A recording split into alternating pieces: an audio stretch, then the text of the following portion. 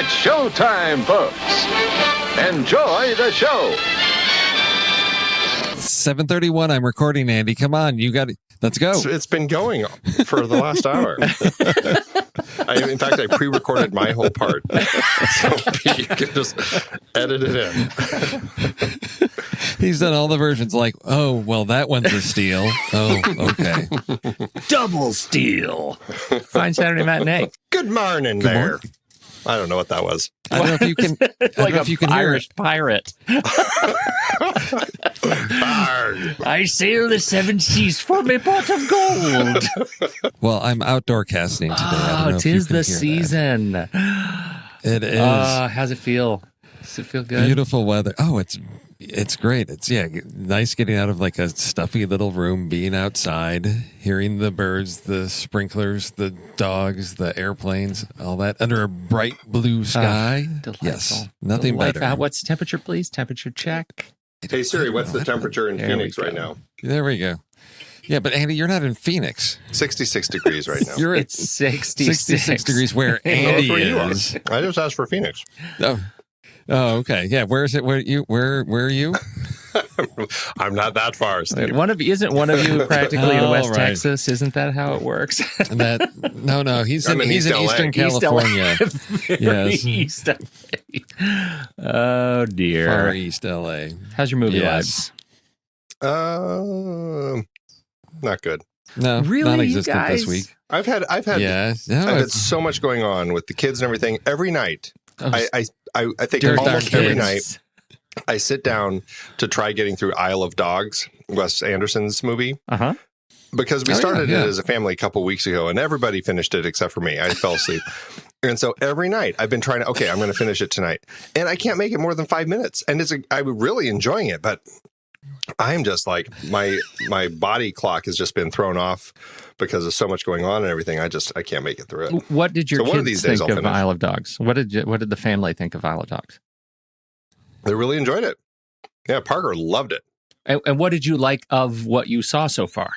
It's a Wes Anderson-y tone, and Yes. the world Yep. that he's created, I just think is a really interesting one, and I think he's set up a really interesting world. And I love the world building that he's created in it. All So, right. That's positive. have you seen it? Either of you? I'm in the same situation. I started it with my daughter, and I made it through 3/4. But it was like an evening or something, and and I haven't gone back to find out. No, I was interrupted by a phone call, and I haven't gone back to So I'm right there with you, Eddie. It's very Wes Anderson. I enjoyed it, but yeah, that's the thing with his film. I don't know how easy it's going to be to just like sort of jump back in for the last 20 or so minutes. I don't know, but I really liked what I saw. I agree. The world that he's built there absolutely. is very interesting. Yeah. Well, I guess when I can finally finish it, I'll let you know what I thought. Well, I think you're gonna have to wait for me to finish it that's first. exactly That's how the it way works. things work, right? even That's- for a well, partway that's- watched film, huh? Wow. Yeah, it's patient zero. Except Pete's taking that title. I had to play a little bit of catch up this week. I don't know what it was. I had movies on my list already, and then I just caught this nod in Discord that Stay was a movie that I needed to, not even that I needed to check out. It was suggested to someone else that this is a clever movie, and I looked at it. I thought, I'm going to take that as meant for me, and then I watched it. It was written by David Benioff, and that obviously Benioff, yeah. a large curiosity given Game of Thrones right now and where it's going in the season. And so I watched Stay, and it wasn't what I'd hoped. I'd hoped for it has this vibe where it's almost like Dark City. It's almost it's got this tone to it that I really I really liked, but man, does it meander a lot. So I need to see it. I think I just need to see it again. And I liked it. I just feel like I missed a lot of what he was going for in it. And just because I've only seen it once. So it didn't, I don't know when that's going to happen. One day I will watch Stay again. So, but the one that I really enjoyed. Yes, Listen thank to you, Steve's Steve. confidence in you. No, you've got so many other things. Read the script if you can find it out there, because I I recall reading it maybe a year before it came out, something it was circulating. And yeah, I think the issue is going to be, and I don't think a rewatch is going to fix it. I haven't seen it, but I have a feeling it's a matter of execution. Yeah. It's a very interesting concept. And it's, as I recall, it was sort of like Jacob's Ladder-ish in some things. And I like that concept, and it worked well on paper. I think the execution on screen, there's so many things that have to happen well for that to be really executed to the quality that you're expecting as a reader. And I don't think the director. Well, I think that's a fair point, Steve. The first, like, you get it, you kind of get it, and then you don't get it, and then the third act hits, and I'm like, oh, this is the movie I showed up for. Right? Like, this is why I'm here. I want to be a part of this. Like, why couldn't we have moved us into this a little bit sooner? So that was kind of where I was on stage. But I did catch up with two others. The first one was The Front Runner with Hugh Jackman as Gary Hart. Have you guys seen this one? It's on my list because I'm still interested in the director's career, even though he's seems to keep kind of pulling himself off the tracks, but I still am interested in it largely for him. And I think the story would be interesting too. Well, this is one of those political movies that deals with, thanks to the gift of hindsight, deals with a major shift in the tone of politics in this country. And Gary Hart's campaign for president was largely credited for the media's interest in morality as a hiring qualification for political office. And that was not necessarily true before, right? There are just these legendary stories of Kennedy and his philandering, and so that was not a big deal at the time, and now it was with Gary Hart. So that's what they're trying to do here, and I really enjoyed it. It leans so heavily on this kind of sentimentality, but my God, you guys, the moments between Vera Farmiga and Hugh Jackman as they're trying to assess their marriage and the hurt that he has done to her, they are magical, like just incredible punctuation to this movie that's ultimately a game between the campaign and the press. So all of that's fine. See it for Farmiga and what she brings to their relationship. It was so good. And then to just really hit it home in the spousal relationship movies, I went and finally watched The Wife. Oh, it's a good one. Oh, God, I'm never watching that again. That was a great movie that filled me with such shame and like just cowering hopelessness in their relationship that I thought, okay, well, beautiful movie carried by her performance and Meryl Streep's performance, and not Meryl Streep. Why can't I can't get to Glenn Close. The other Meryl Streep, Glenn Close. Jonathan Price. Jonathan Price is amazing. Like, it's we all call great. Her Glenn Meryl Streep Close. Meryl Streep Close. But my goodness, that was a hard watch. Yeah, it's still got a heart from me. But my goodness. Check that one off the list and move right on. Great performances in that. Those two characters at the foundation of that story, just were so brilliant. The way the movie opens with them in bed together, I was like, well, that's a marriage. Like, that's so rare to watch these things. Like, they're just they're a dumb old married couple. That's awesome. Yep, right. It's so beautiful. Yeah, it's great. It's and Christian Slater's in it. Like, that's a high point for me. So I just like seeing him still getting into stuff. I love. Do. Yeah. And after Mr. Robot, like, he exists. Works. That's good. He's a thing. So that was. I had a big week. I had a big week catching up on some stuff. I feel good about that. Nice. Nice. Yeah. And you didn't fall asleep once. Not a single solitary time. Awesome. What's in the news? We got Alvin Sargent just died. Oh, so sad. Yeah. I mean, it was 92. Yeah. Yeah, and it was just natural causes. Yeah. It wasn't anything like shocking or horrifying. Yeah. It's sad. I mean, he's behind some pretty amazing stuff. So Yeah. Right. I had forgotten he also wrote What About Bob? Or at least came up with the story for that one. Yeah. He did the last few Spider-Man movies. He worked on Spider-Man 2, unfortunately on Spider-Man 3. He helped out on The Amazing Spider-Man. And I guess, just as a segue to Marvel news, of course, the Spider-Man Far From Home trailer has been creating all sorts of buzz with speculation about the whole multiverse and all sorts of stuff. So it's, I'm curious where they're going to go with that movie. If the multiverse is really a thing.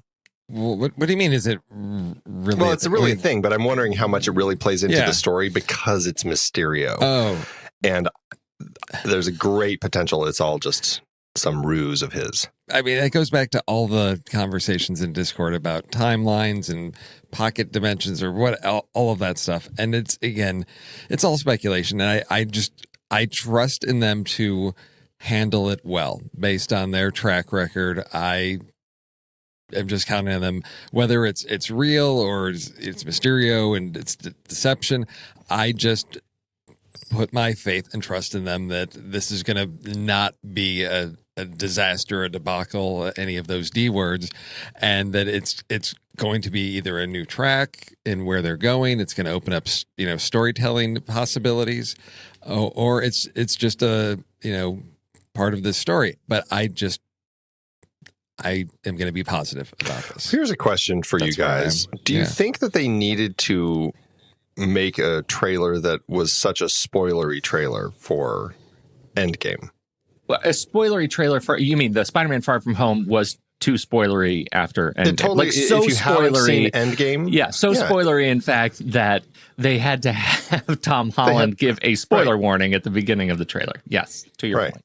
I do not, and I think that was it. I mean, they've kind of boxed themselves in having to do that kind of a thing because Endgame is still so fresh.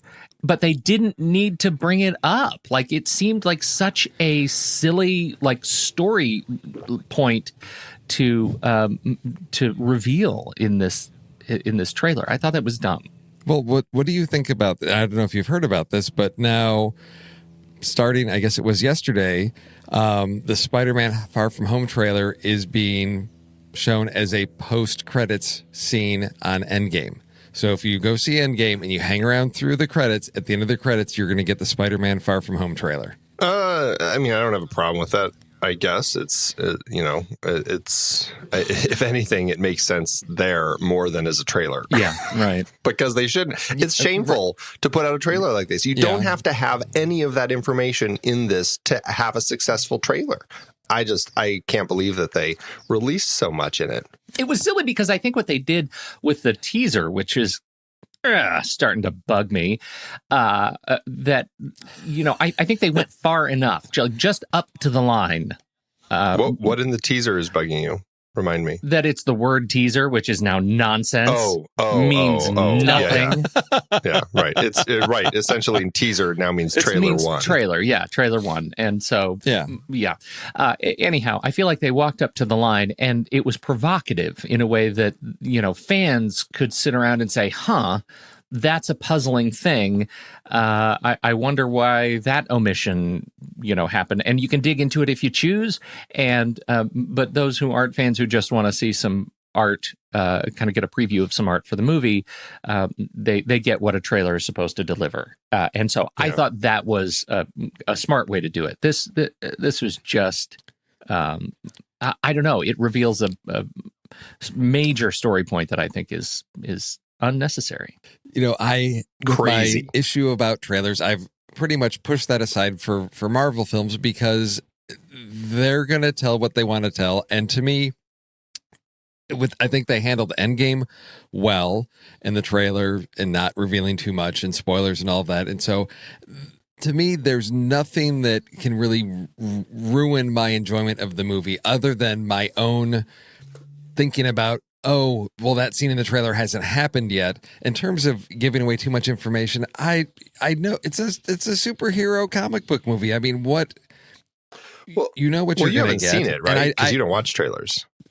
No, I did. What I said with the Marvel stuff, I'm like, yeah, fine, because I realized there's nothing where I'm like, wow, this is giving away something crucial, because the plot and character pieces that is a different. Well, I don't know. It's simpler. It's not what it's giving away in its own it. movie, I guess, is the issue.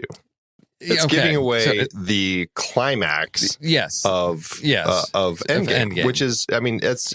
I just think it's unexcusable. Shame on Sony.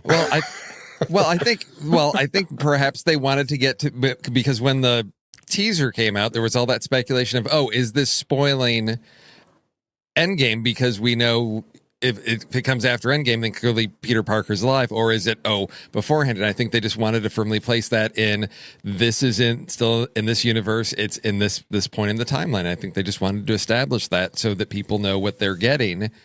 And I think they had to let people know, okay, let's assume that there were some people that hadn't seen Endgame and were big Spider-Man fans and just wanted to see this one and hadn't seen Endgame. I think this is cluing them in. Hey, you probably want to go see Endgame before you see this. Well, yeah. That's how I took it. Yeah. You probably want to go see Endgame, but you don't need to now because we just told you what happens. Well, I mean, yeah, it's not like anybody's going to. Anybody who is truly going to be spoiled by that is not going to see this before they see Endgame, or they're not going to care. They just want it all. Yeah. So I mean, it's I don't know. It's frustrating. It's just a weird choice, because it's like snatching defeat from the jaws of victory. Like, they have a chance to be provocative and intelligent and mysterious about it a little bit, and they just chose to be blatant and obvious and silly. So, well, did you think they weren't going to address the events of Endgame in this Spider-Man movie? I'm absolutely sure that they were going to address those issues. Why did they have to do it in the trailer? But why does it bother you that it's in the trailer? You knew it was going to be part of the story, and this is why Marvel trailers I treat differently, because I know what to expect in the story. I know they're going to handle these things so it doesn't give anything away to me, because I know. But if you've this seen is all Endgame, within this Steve. universe. The entire point is they're spoiling a previous movie that some people that's still in theaters. Right, but they told everybody, they said, we ask everybody to not talk about it, and then they said, at this point, we are opening up the world for, it's free reign on this. They gave everybody, a little over a week to say, go see, 2 weeks, go see it, and now we're unleashing everybody. You can go talk about it, and because they have discussions about it now. Yeah. Well, I don't know. You make us sound like old men, Steve, but I'm on Team Andy because I think Steve is too woke for me. He's too cinematically woke. I think it's silly, but so much of it is, they've again, the compression of release schedule for Disney is they have to have trailers on top of each other. That's just a challenge of the world we live in. In one of the most understated headlines in Variety this week, and I'll just say it as it's read: Disney earnings beat Wall Street expectations. Wall Street's got some low expectations for them, I guess.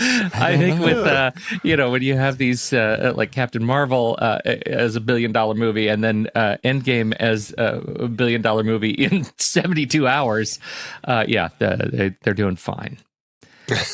They forgot to account for the money printing machine that's just churning out the dollars there at Disney. Yeah. Also, Disney, pay your comic creators more. Yes. Mm-hmm. Yes. Take care. Pay their healthcare costs. This is getting silly.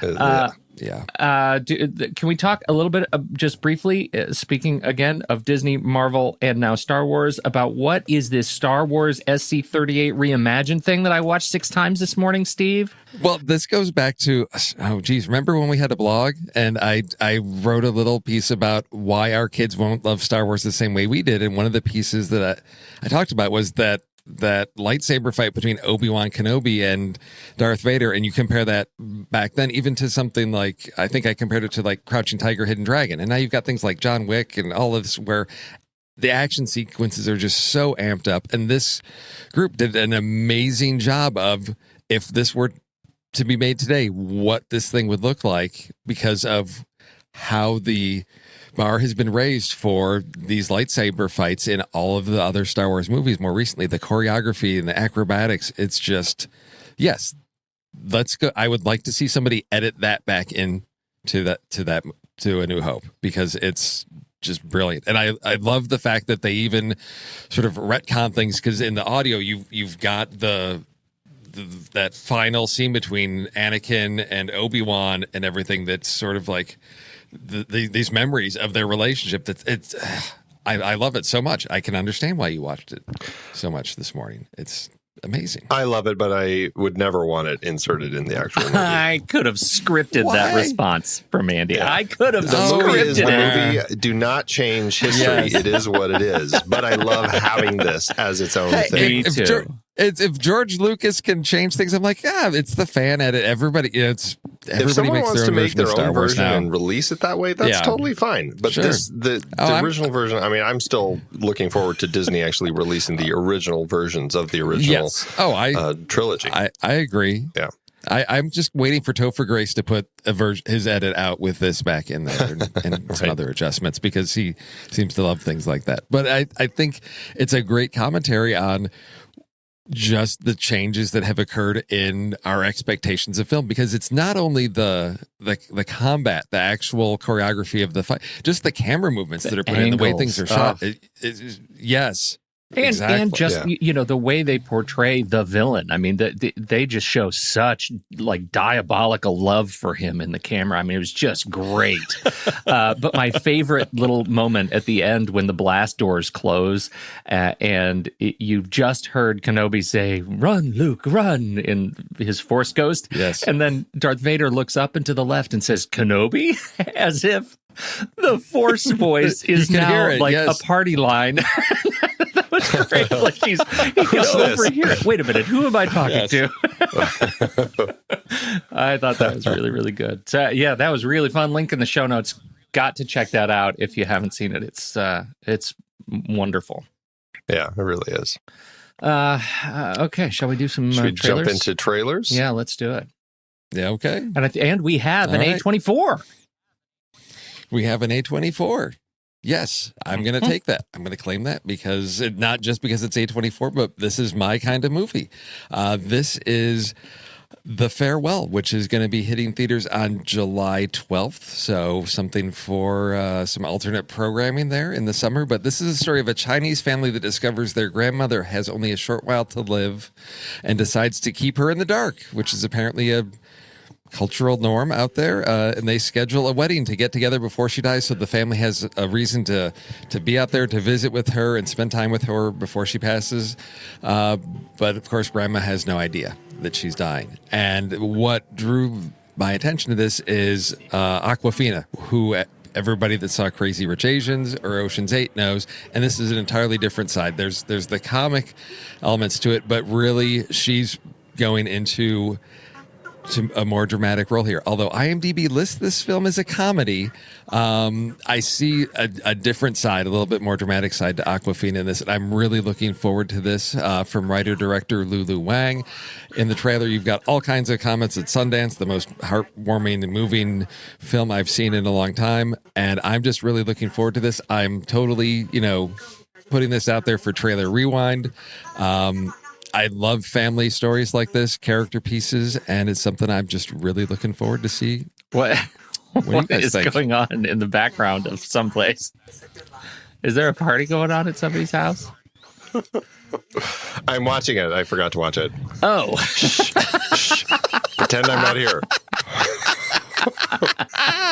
Oh, Andy, you're so amazing in the morning. Awesome. It's been a busy morning. What can I say? So if you haven't seen the trailer, just listen real carefully behind Steve telling that story. We're going to leave that in. Talk. Yeah. Well, the other thing that I love about this is that it's got a PG rating. That's rare. That's crazy. It is so rare to have something. I mean, when I was a kid, there is like, yes, it was before the PG-13 thing, but PG is a rating that has just like gone away, or it's relegated to kids' fare. And I love that this is a movie that a family can go see and maybe have those conversations about communication and what it means to be a family and being part of a community. And I hope it opens up conversations that families sit down and talk with each other, because the loss of a family member, it's not something people are comfortable talking about. And maybe this will give people a chance to start having what can be a challenging conversation, but in the context of, hey, we saw this movie that's billed as a comedy, so maybe it is lighter than the trailer totally leads on. So I don't know. I feel like it led on that that there's going to be a lot of love and humor in this movie. I think it's I think it's a great way to go about processing, death, and I think it's having a hard conversation through humor, and especially through like a humor in a way that is cultural clash is a great way for us to frame a really fun couple of hours together, and I'm right with you. The Awkwafina portrayal here she just looks great. Like, she looks like somebody I want to get to know and spend time with. She's one of your best friends. Truly, right? Like every time I see her in something, I just I'm more excited to for us to hang out and get some tapas and talk about movies.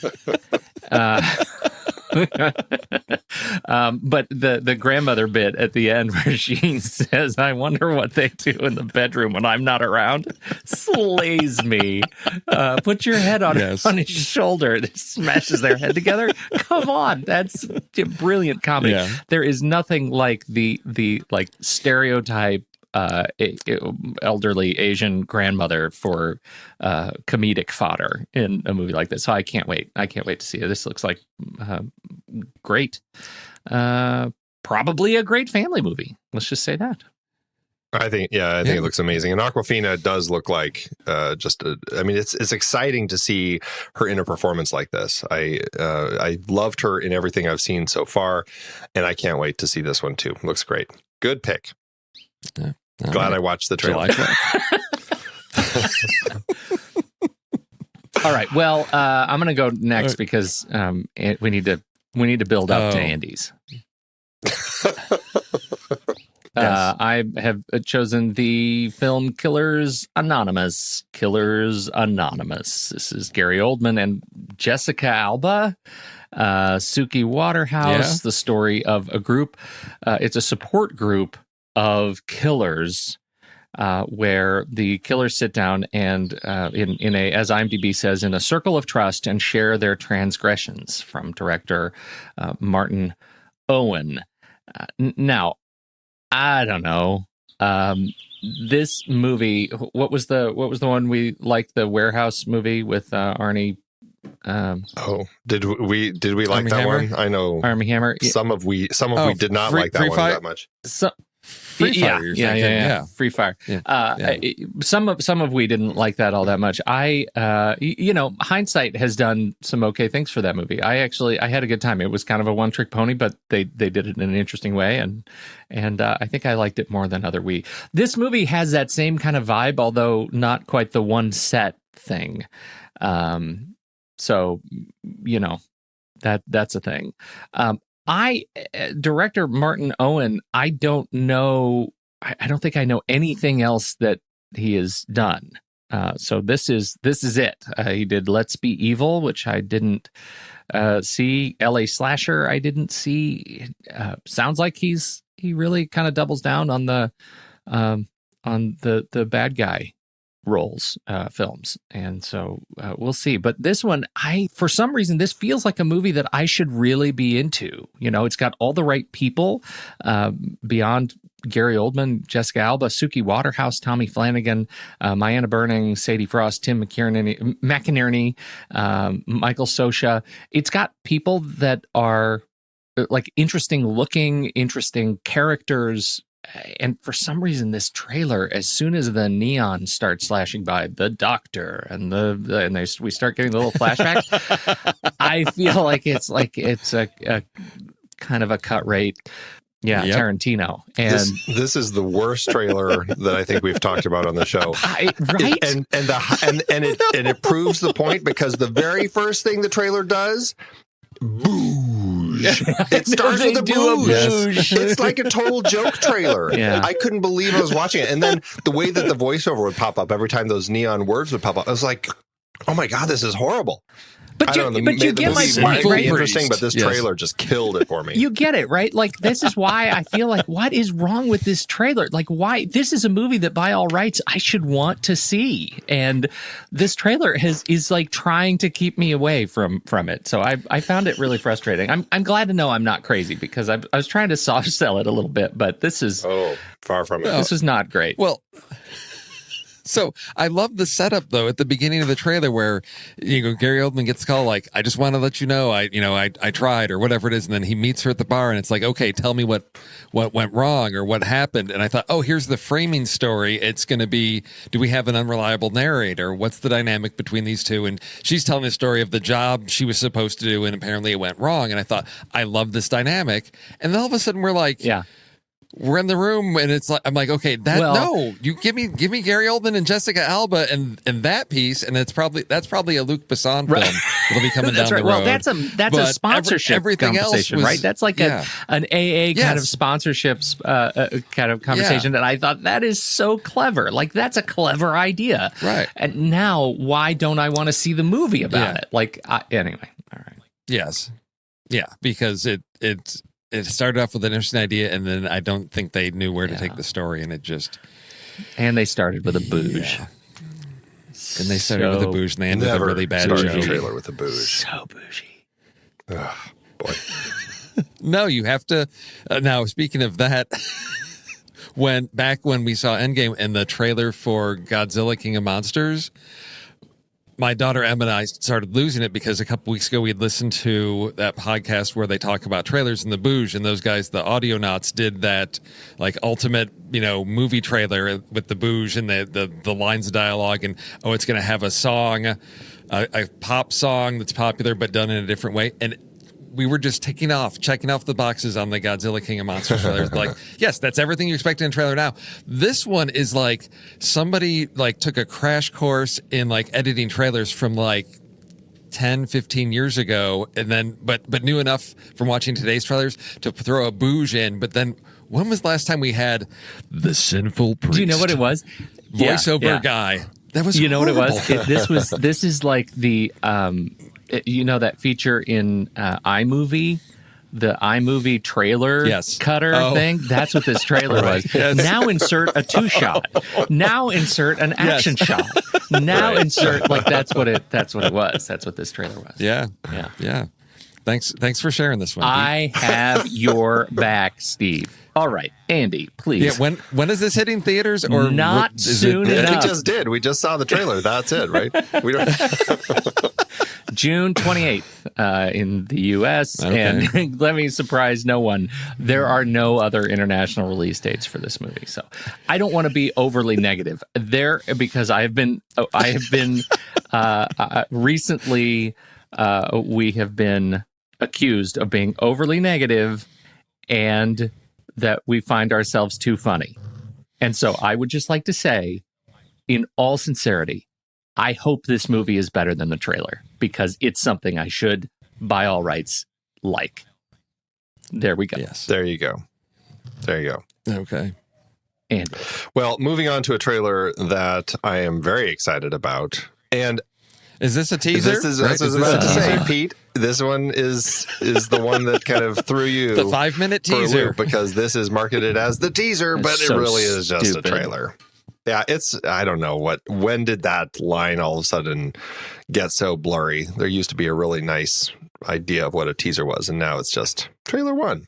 Yeah. Anyway, this is for the second chapter of It, or as they call it, It Chapter 2, like a 2-year-old talking to his father about reading a book. Which chapter are we on? It Chapter 2, Daddy. That's what this movie. I don't know why where I went with really that. But leaning anyway. in on the kid stuff with it. Really leaning in. Yeah, I like it. I guess to the teaser sense of it, I mean, the large bulk of this trailer is kind of a mini scene that we have as we're watching the grown-up Sophia, played by Jessica Chastain, Beverly is her name. Sophia is the other actress playing Beverly.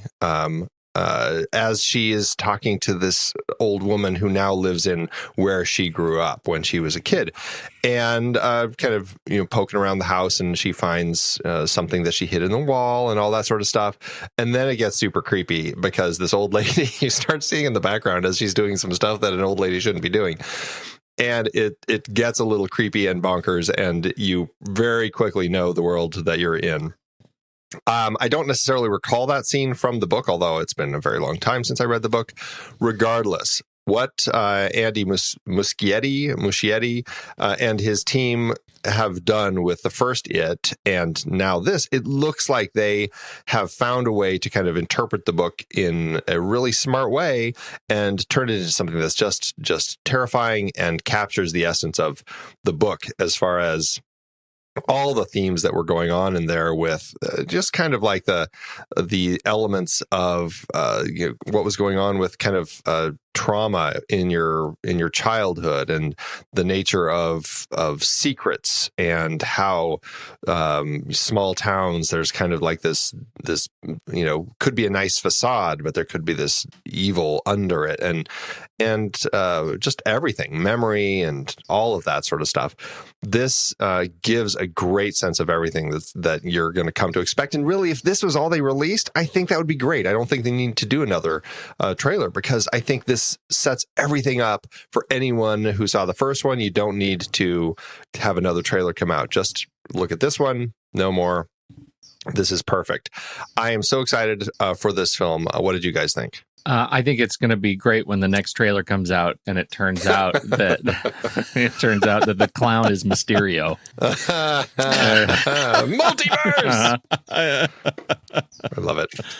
I did not expect to like it as much as I did the first one. I saw it and I didn't feel like it was going to be my kind of movie. Don't like the clowns at all.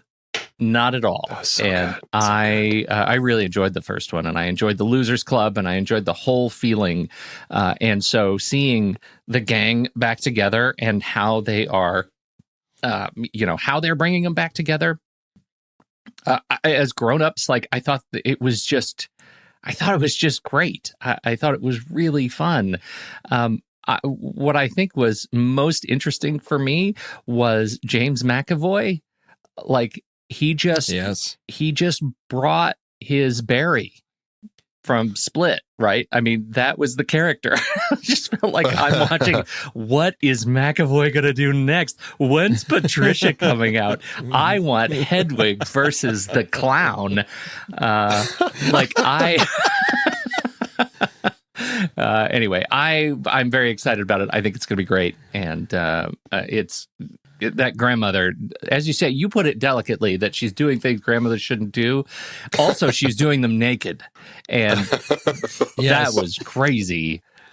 So, big fan. Oh, so good. So good. Yeah, no, I'm looking forward to this. I'm not a big fan of horror, but I'm really excited about what they're doing with this.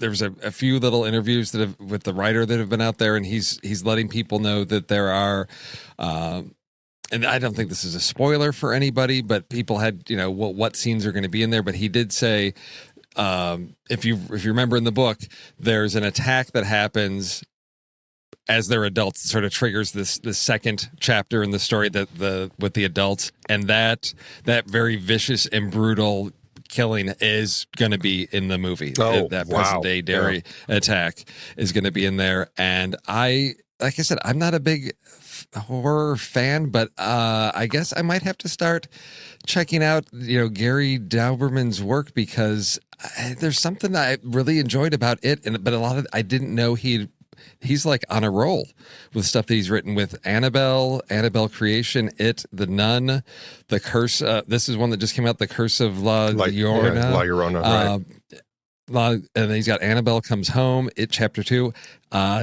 Andy, you may be interested. He was a writer on the Swamp Thing reboot TV series. So, because I know you had just mentioned you'd revisited that film from the 80s and were not happy, but maybe what he's bringing to trailers look great. As a TV series. Yeah. So no, I'm all on board for this one.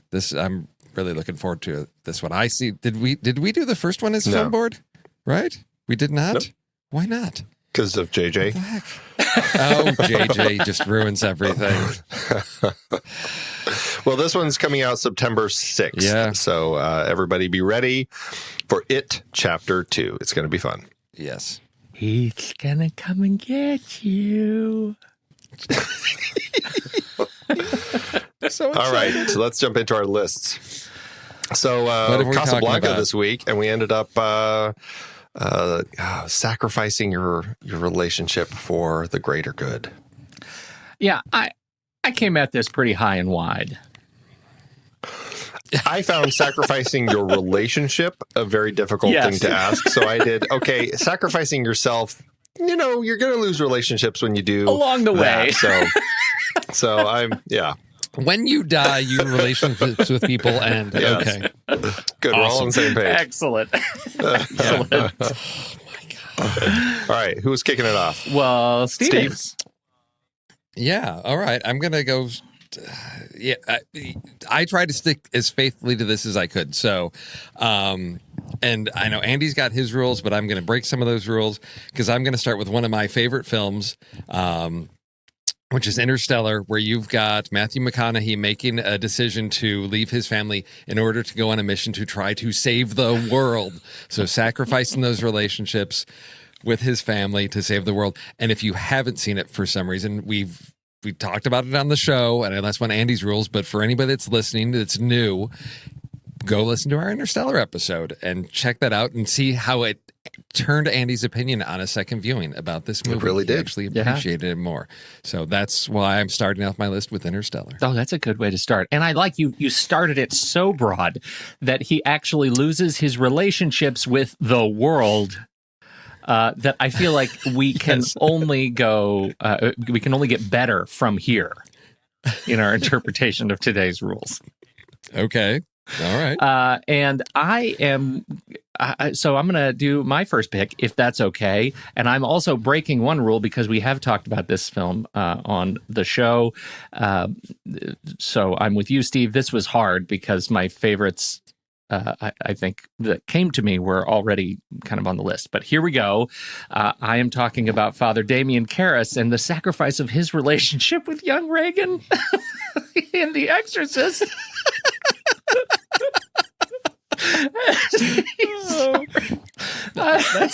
That's a winner. As he decides he's got the exorcism going on, he's going to take the demon into his body and sacrifice himself and for the greater good. Now, as it turns out, it doesn't work as well as he planned. There's all kinds of things, but part of my interpretation was that as long as he did not know that he was going to be brought back, that the sacrifice stands. Like if the character was willing to do it in the first place, then the sacrifice stands. So I'm going to open up the bidding with Damien Karras in The Exorcist. Nice. Okay. I have, it's almost an embarrassment of riches when you start trying to put together lists of people sacrificing themselves for the greater good or whatever, however we're interpreting this. And I'm debating if I theme it because I could do entirely a list of all animated films, all superhero films, all franchise films. I feel like I just need to kind of just pick from some of each of them. For the first choice, I'm going to go with The Dark Knight. And I'm going to open the bidding on my list with good old Batman choosing to sacrifice his relationship with the city after he helps Two-Face, and kind of that whole storyline ends. And in order to save the city, takes the onus upon himself as the cause of all the deaths, and allows the people of the city to believe that Two-Face is not the bad guy that they thought he was. So that's my first pick, The Dark Knight. Oh, that's a really good pick. And I think it I don't know why, but as soon as I saw that we were doing this list, immediately I thought, well, everything on my list, someone needs to die. And I don't know why I went there. That's I don't know. I think this is a good way to start, and it kind of reins me in a little bit. So well, that's what I'm always trying to do, Pete. Right. All right, Steve. All right. Well, Andy, you're touching on a theme that I think, as I thought about this, these types of movies kept coming up. The superhero. So I didn't want to pin it down to one, so I'm just going with, because it's shown up in several films, and that's the whole Spider-Man MJ relationship. Of that relationship, he's got to deny that relationship to continue to be Spider-Man, and I think they touch on it in Sam Raimi's first one at the end, of how the best way for him to keep her safe is to not have that relationship. And so I know it appears throughout in different films and different whatever reboots, but that's sort of that tack that I'm taking with. He's got to sacrifice his relationship with MJ in order to be the superhero to save the city. So is there a movie, like one movie that is at the top of just Spider-Man? All the Spider-Man franchise. I know, but you can't use that all the Spider-Man movies. That's not how it works. That's a fundamental breakage. I would say I will say, as I said, I think the best example, Sam Raimi, Tobey Maguire, Kirsten Dunst, whatever, that's Spider-Man. Yeah. So that I know you need to. That's link. right. Great it's all shot about of the him link.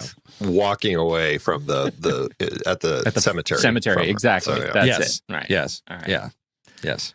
Okay. My next one is a movie that it's another one of those movies where I wasn't crazy about the whole movie, but it gets better and better and better as we go, and then the end I find satisfying, and that is the sacrifice of old man Walt Kowalski. As he gets himself all shot to bits so that the gang will be arrested and his neighborhood will live on in peace in Clint Eastwood's Gran Torino.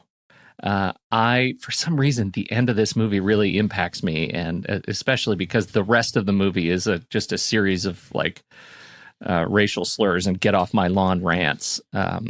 But I think the whole story itself is it's a good one, and I enjoyed Eastwood's portrayal here. So, Gran Torino, Walt Kowalski gets the lead.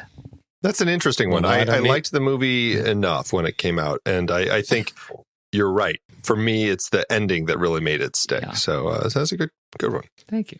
Well, now I don't need to watch that one. Thanks, Pete. And hence, no one else in the world will ever watch it again. You're welcome. You're welcome, universe. All right, for my second pick, I am going to go with a Disney animated film that also conveniently fits in the Marvel universe. It is Big Hero 6. The moment that we have at the end of that, when they go through the portal and Baymax, one of Disney's all-time great creations, paired with the comic book creators who came up with him originally, the sacrifice that Baymax makes, not to spoil the movie for anyone who hasn't seen it, but it's such a beautifully done and powerful moment as that final I don't want to spoil it by saying what the lines are, but it's so touching the way that it's delivered in that final moment there. It's so beautiful and so memorable, and it works so well in context of everything else that has gone on in that film. So that's my second choice, Big Hero 6. I love that our Spider-Man Far From Home trailer conversation has made us all super sensitive about spoilers, that now a movie that was released in 2014, we're nervous about spoiling. That's a noble effort. It's made even, now I feel like I can't even say it. I was going to say why it stabs at my heart so much, this last scene. But let's suffice to say, it's a great pick, and it hurts my heart in a good way. Yes. In a good way. Okay.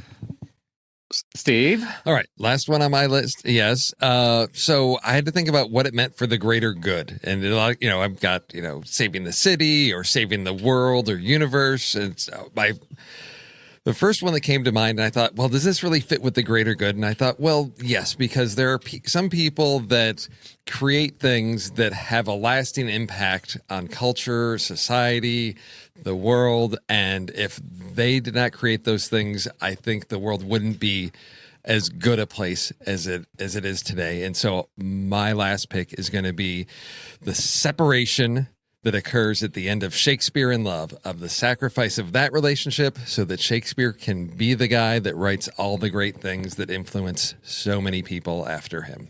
There's a great pick. Yeah, it's a Love that choice. Great pick. Ugh, I need to watch that again. Yeah, me too. Yeah. Such a great movie. Really great. Yeah, Yes. Spoilers. Shakespeare writes plays. Yeah, just so thanks a lot, Steve. Yeah. Now no one's going to watch that movie again. Okay. All right, Pete. What's your last Shakespeare in one? Love. My last one. I'm with you, Andy. You could have done all incredible animated films. I feel like the sacrifices in animated films are even more sort of powerful for me than some of the great movies of all time. And I had to have one on my list, and so it made me question, what is the greater good? Sometimes the greater good is the grand population. Sometimes the greater good is just saving the stability of one girl's brain, and in this case, oh my God, the sacrifice of Bing Bong in Inside Out. Forget it.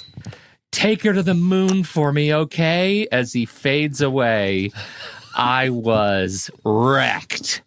When in this sequence, I love the character, I love the art, I love the voice performance. It's just, all of it is fantastic, and Inside Out is one of the Pixar greats in my book. So Inside Out, 2015. Spoiler. That was definitely on my list. Why do you want to make? Yeah. Why do you want to make me cry, Pete? Isn't What are you that trying to right? do? I mean, Bing bong, it's bing bong. Man. Bing So Bong. good. Yeah. Take So her to good. the moon. And great voice performance there too. Like, that was a perfect blend of the animation for that character and Richard the Kind. voice. Oh, he's just such a great voice for that. So good. Yeah. Yeah, So- that's great. Good pick. Good Thank pick. you. I did my animated one and I did my superhero one. Kind of both were superhero ones, but for my final one, I'm going to do a different franchise that I love near and dear. I read the books when I was young, and I think that the trilogy is just so fantastically put together. I am looking at the first of Peter Jackson's Lord of the Rings films, The Fellowship of the Ring, particularly when Gandalf is standing on the bridge and shouts to the Balrog, "You shall not pass," breaks the bridge and plummets to his supposed death. In order to allow Frodo and the team to continue their mission to get the ring to Mordor and destroy it. What a powerful moment in that film. It worked so well the way that they executed it. And I mean, as we learn, we certainly know that there's more to it than that. But even then, I would argue that Gandalf is still sacrificing potentially himself, knowing as he is, knowing that it could transform him into something else. I found it to be just so perfectly done. I really loved that moment of sacrifice to save the others and allow the mission to continue. So that's my final pick, The Fellowship of the Ring. That's funny. That was also on my list, but for Boromir. Well, and I was there. That was another good option, yeah. but I really loved that moment. Yeah. So Well, movies chock full of them. Ian McKellen. yeah. Oh yeah, that's the one moment I remember from seeing it in the theater the first time. It just gave me chills, and it was like Ian McKellen. That's the moment that I was going to remember forever from that movie. 'Cause it's just so powerful. Yeah. All right. Well, there it is. All We've right. got For Whom the Bell Tolls coming this coming week, and an adaptation of Hemingway's book. So what should we do? Do you want to throw adaptations on as one of our options? Sure. Of course. Okay. Yeah, that's And easy I've enough. never read the book, so I'm not really, and I haven't watched the movie yet, so I'm not sure what to expect. Movies where bells toll.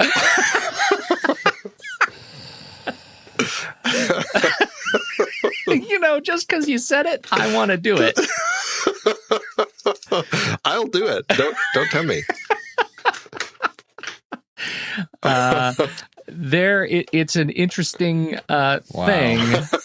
It feels like Steve liked that choice. No, that's I think I fine. broke his what brain. I think a little bit. No, I'm thinking.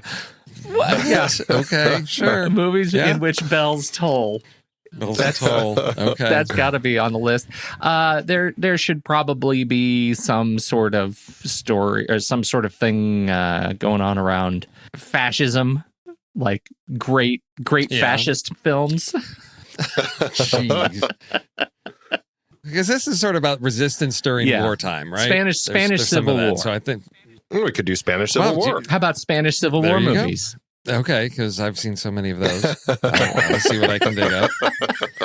Well, we could just do Civil War. Yeah. Well, I was going to probably end up going there anyway. Oh, forget that Spanish It's nonsense. already Spanish planning stuff, the well, cheats. That's noble, Steve. That's right. Well, it's on the same continent as Spain, so that counts. I think we've got our list. I think we do. Adaptations, Okay. Spanish Yeah, Civil sure. I'm putting down Spanish Civil War, parentheses, or at least Or- just Civil War. At a minimum. And then movies in which bells where toll. Bells toll, or there's a bell, or there's some type of Bell ringing of a bell. Yeah. Everybody's favorite Bell movies. That is hilarious. Can't wait. It's already won for me. It is already won. All right. Well, the poll is up in the Show Talk channel, everybody. So get your votes in, and we'll find out what we're going to listen to next week. And if you're around, jump into the lobby tonight as we're recording this. It is a fine Saturday, the 11th, and you can join us for what time are we meeting? I think 7:30. Is that what we said? 7:30 in the pre-show. 7:30 in the pre-show in the lobby in Discord, and join us for a chat. We're going to be talking about tonight on the film board. We're talking about Pokemon Detective Pikachu. Get ready for some nerddom, people. Oh dear. Have you seen it yet, Andy? Or are you doing Nope. it today? It's this afternoon. Okay. All right. Good. I deeply look forward to this conversation. And Steve, are you looking forward to watching this? No. You're going to have to. You're gonna have to. I know. love it so much. I'm like, what do I look forward to more? At least it'll be better than Child 44, I'm assuming. So at least this is of the things that I have to catch up on the film board. This is probably at the top of the list where I'm like, well, I will probably enjoy this. I'm not a Pokemon fan, but it looks fun. I just don't know if it's for me. We will see. Well, I guess just make sure you go see it in theaters, because if we're going to be doing this crazy film board re-rank in June, Yeah. you're going You to don't have wanna to miss have it. to see it in Yeah. theaters. You and Tommy are going to have to Now, sacrifice for the greater good. make a sacrifice for the All greater good. greater good. Yeah, exactly. All right, Cool. gents. Happy Saturday. Thank you, everybody, for joining Yes. us. Thank you for your support, patrons. And, if you're catching this, if you're listening to this on our patreon.com/thenextreel, consider throwing a few bucks our way. It helps us to pay for our costs of doing the show, oh, dear. Let's see. We've got 5 Marvel Movie Minute episodes a week, plus the regular Next Reel show, plus usually the film board and trailer rewind. And that's like 7-8 podcasts a week from the Next Reel. Do you think about that? That's a lot, and we could use your help. So if you're catching this on the free side, throw us a buck. It helps out everybody. What's the first thing you're going to see after this show, Steve Sarmento? Apparently, this Pokemon thing. Andy, what are you going to watch on your way to your volleyball tournament?